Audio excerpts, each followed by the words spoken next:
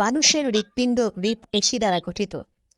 এটি সারা দেহে রক্ত সরবরাহ করে, আবার সারা দেহ থেকে রক্ত সংগ্রহ করে। আর এই রক্তের মাধ্যমেই হৃৎপিণ্ড আমাদের দেহের সমস্ত কোষে খাদ্য ও অক্সিজেন পৌঁছে দেয়। আবার আমাদের দেহে উৎপাদিত বর্জ্য পদার্থ ও কার্বন ডাই অক্সাইড দেহ থেকে নিষ্কাশনে সাহায্য করে। আমাদের হৃৎপিণ্ডে রয়েছে মোট 4টি প্রকোষ্ঠ, এর মধ্যে 2টি অলিন্দ এবং 2টি নিলয়। হৃৎপিণ্ড শিরার মাধ্যমে সমস্ত দেহ থেকে রক্ত সংগ্রহ করে আর ধমনির মাধ্যমে সারা দেহে রক্ত সরবরাহ করে।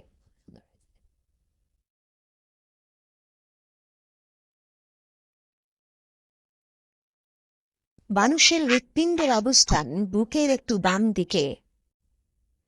এটি আমাদের বক্ষপিঞ্জরের ভিতরে 2টি ফুসফুসের মাঝখানে অবস্থিত। হৃৎপিণ্ড লম্বচ্ছাপ করলে এর মধ্যে 4টি প্রকোষ্ঠ দেখা যায়। হৃৎপেশি দ্বারা গঠিত এই 4টি প্রকোষ্ঠের মধ্যে 2টি অক্সিজেন সমৃদ্ধ রক্ত আর অন্য 2টি কার্বন ডাই অক্সাইড সমৃদ্ধ রক্ত বহন করে। হৃৎপিণ্ডের সাথে সংযুক্ত প্রধান রক্তনালীগুলো শাখা প্রশাখায় বিভক্ত হয়ে সূক্ষ্ম কৈশিক জালকে পরিণত হয়। ফলে ক্ষুদ্র ক্ষুদ্র কোষ কৈশিক জালকের সংস্পর্শে আসে। রক্ত সংবহন তন্ত্রে হৃৎপিণ্ড পাম্প যন্ত্র হিসেবে কাজ করে। হৃৎপিণ্ড পাম্প করে রক্ত দেহের সর্বত্র পৌঁছে দেয়। এ সময় ব্যাপন প্রক্রিয়ায় কৈশিক জালক থেকে অক্সিজেন ও খাদ্য কোষে প্রবেশ করে এবং একই সময়ে কোষ থেকে বর্জ্য পদার্থ রক্তে প্রবেশ করে। রক্ত কোষ থেকে এই বর্জ্য পদার্থ বৃক্ক ও ফুসফুসে নিয়ে আসে। পরবর্তীতে এগুলো দেহ থেকে বাইরে অপসারিত হয়। হৃৎপিণ্ড হৃৎপেশি দ্বারা গঠিত একটি জীবন্ত পাম্প যন্ত্র। এটি আমাদের বুকের একটু বাম পাশে অবস্থান করে। হৃৎপিণ্ড প্রধানত ডান ও বাম এই 2 অংশে বিভক্ত। এই বিভাজন অক্সিজেন যুক্ত রক্ত ও অক্সিজেন রিক্ত রক্তকে মিশতে বাধা দেয়। রক্ত রক্তনালিকা ও হৃৎপিণ্ড দিয়ে তৈরি করে রক্ত সংবহন তন্ত্র। এই তন্ত্র অক্সিজেন এবং খাদ্য দেহের সর্বোচ্চ পৌঁছে দেয়। হৃৎপিণ্ড প্রতিদিনকে 5 কোয়ার্ট রক্ত পাম্প করে।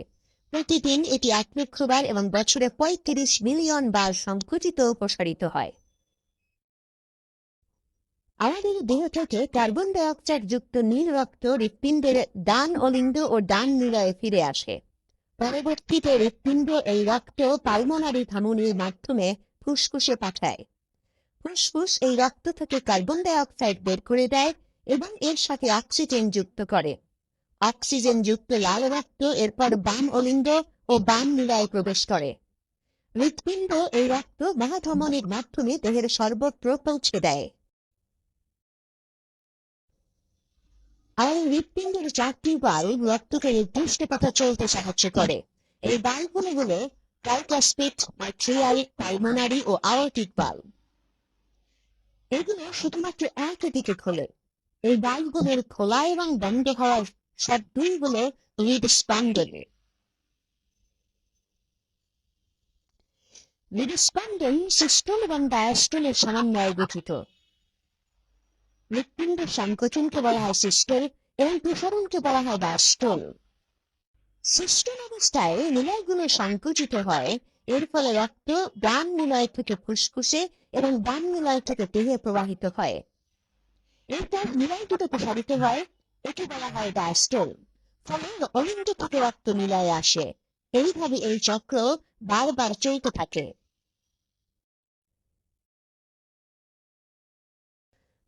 হৃৎপিণ্ড কোষ দ্বারা গঠিত একটি জীবিত অঙ্গ, তাই এর বেঁচে থাকার জন্য দরকার হয় খাদ্য ও অক্সিজেনের। যে রক্তনালীর মাধ্যমে হৃৎপিণ্ডের প্রাচীরে রক্ত প্রবাহিত হয় তাকে বলে করোনারি ধমনী। এর মাধ্যমে হৃৎপিণ্ডের কোষগুলো খাদ্য ও অক্সিজেন পেয়ে থাকে। আমাদের হৃৎপিণ্ডের ভিতরে রয়েছে সুন্দর একটি বৈদ্যুতিক সার্কিট। ডান অলিন্দের উপরে সাইনোয়াট্রিয়াল নোড থেকে এই সার্কিটে বৈদ্যুতিক ইম্পালস শুরু হয়। একে বলা হয় পেসমেকার। এটি প্রথমে অলিন্দ দুটোকে সংকুচিত করে।